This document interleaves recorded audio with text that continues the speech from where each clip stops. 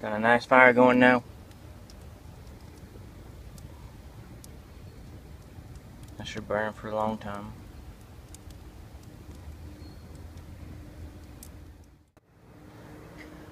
Alright guys, so I've done about 8 to 10 batches of charred punkwood. So, you know, it's not a lot, but enough to explain the concept, I think. So I'm just going to explain to you what my process has been for making charred punkwood, which should be able to help you if you would like to as well. So this is your end result. It's the charred punkwood.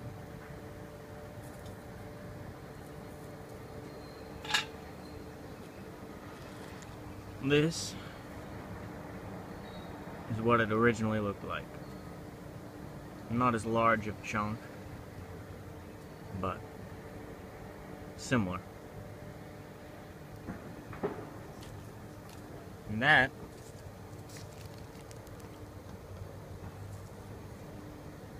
came from this log over here.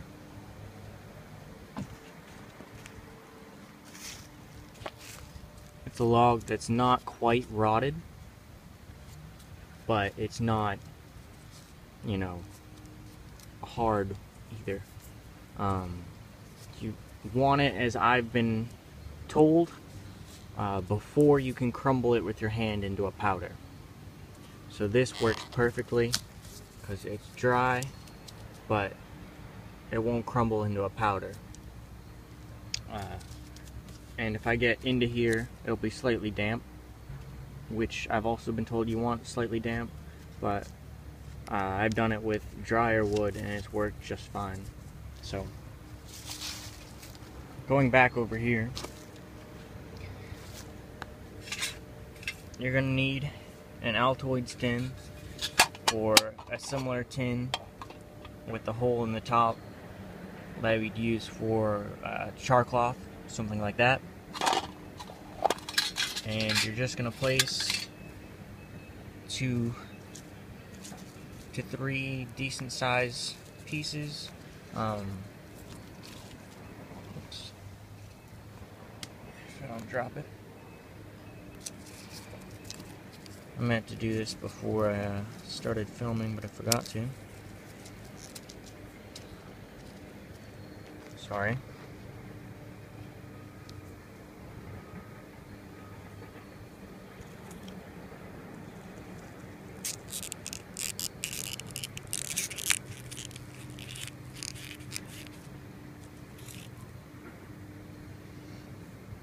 So I'm gonna put these two. We'll put that one in there too.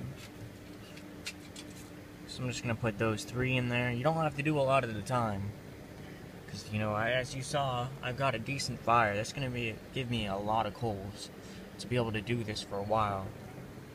So I've got a decent amount that I've taken from that log. I can still make more.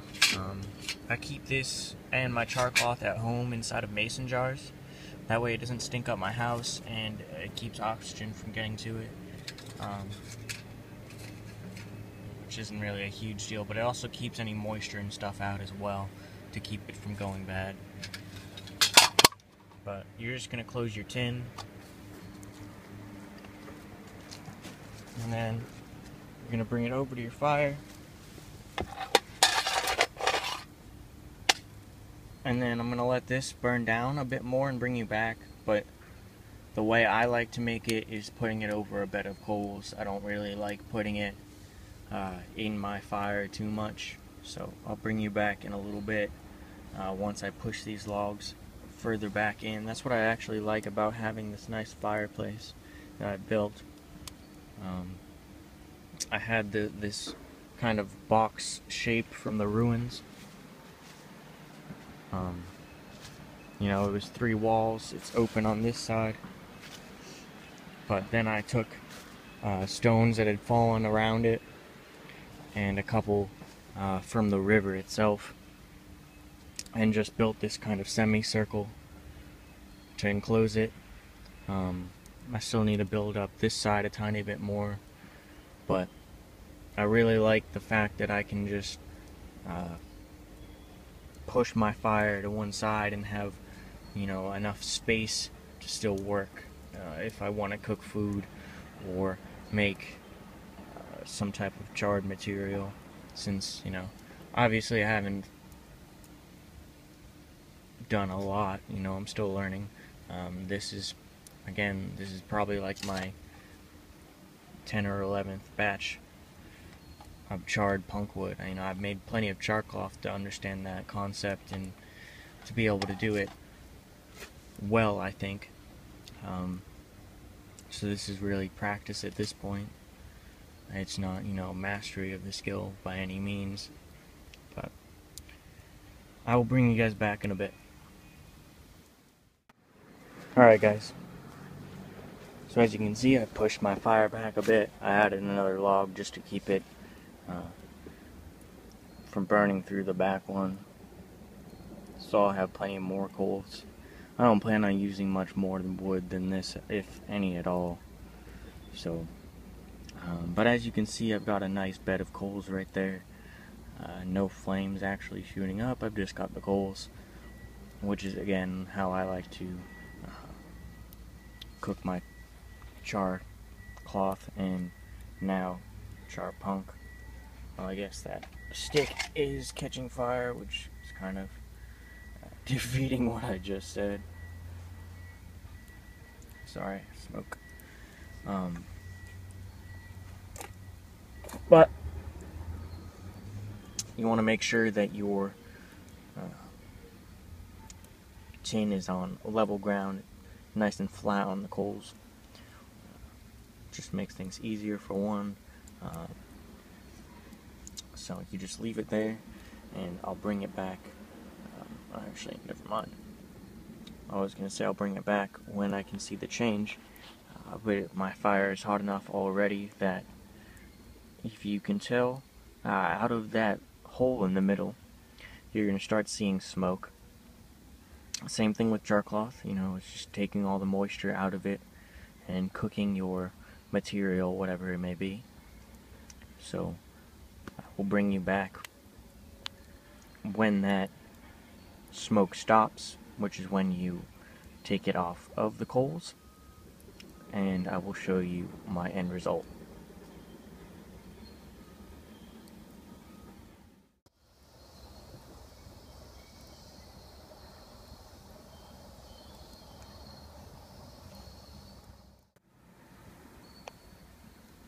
Alright guys, sorry for the shakiness of the camera, I'm holding it with my left hand.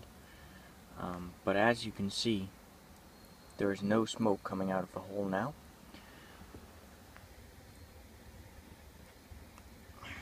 Sorry, that made it worse. But as you can see, there's no smoke coming out of the hole now. And that means that your charcoal, or char cloth is what I meant to say, or other charred material is done. And one thing you should always have in the woods, mostly to keep your hands clean or you know, doing other stuff, is some type of work glove. And these are just $5 Home Depot work gloves. So that, or you can use sticks. Personally, I just like being able to reach in and grab it with my gloves. But you're just going to reach in, grab it, and you're going to let it sit there for a little bit until the tin cools down. Do not open it. The oxygen will cause it to catch fire, and it will defeat the whole purpose of making that charred material. So I'm going to wait a little bit and bring you back again.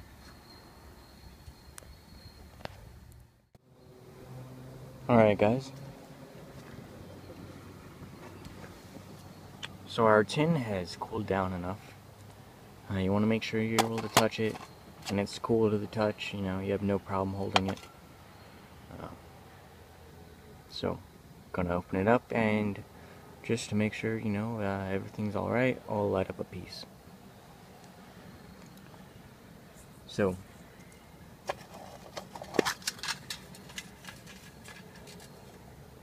looks like it's good.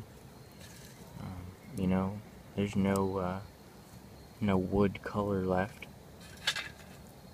It's all black. So, looks very successful. As you can see, you know, the wood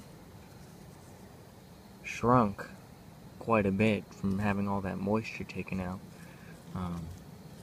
I'll still be experimenting. I'll put this huge chunk in and see how that goes, or maybe this chunk, something like that. But I'll be experimenting throughout the day and show you some different batches, I suppose.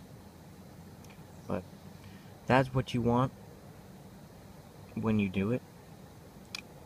So, one other thing that I never see anybody remark on is after a while, when you're making charred material or char cloth, you're gonna get residue throughout your tin, and especially on the lid. And you're gonna need to make sure that you scrape it every once in a while. Scrape the inside, scrape the lid. And I use the scraper from for a ferro rod. I use the Coghlan's one because it's just sharp on one side, and I just use it to scrape. Because what will happen is it's going to start getting around that hole, and if your hole is clogged up, it can lead to the tin becoming pressurized, which you obviously do not want to have happen, or it could explode. So, just thought I'd share that quick tip. But again, like I said, I'll be making some more throughout the day, and I'll let you know how these the larger chunks go. I almost forgot. I told you I'd spark up a piece. I just took the smaller one. So, got my ferro rod. Got my knife.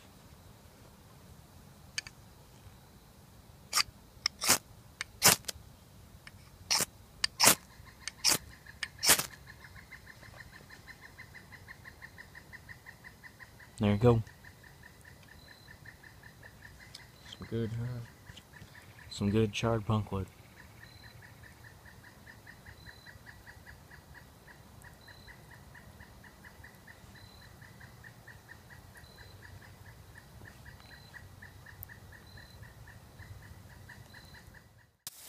Alright guys, heading out. That huge piece of charcoal did work. The only problem with it was a tiny bit of it wasn't cooked all the way. But it did hold an ember just fine. That's something I have to experiment with a bit more. But the smaller ones were fine. So, I hope you guys like this video. And like, comment, share, subscribe.